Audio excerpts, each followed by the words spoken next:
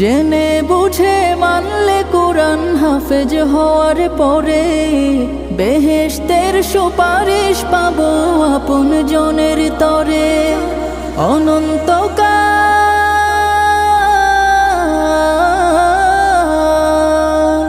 অনন্তকাল থাকবো সুখে জান্নাতের বাগান।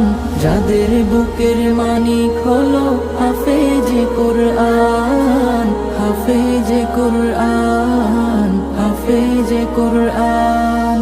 কিয়ামতের মাঠে যখন থাকবে সবাই ভীত, হাফেজদের মা বাবা তখন হবে সম্মানিত। কিয়ামতের মাঠে যখন থাকবে সবাই ভীত, হাফেজদের মা বাবা তখন হবে সম্মানিত।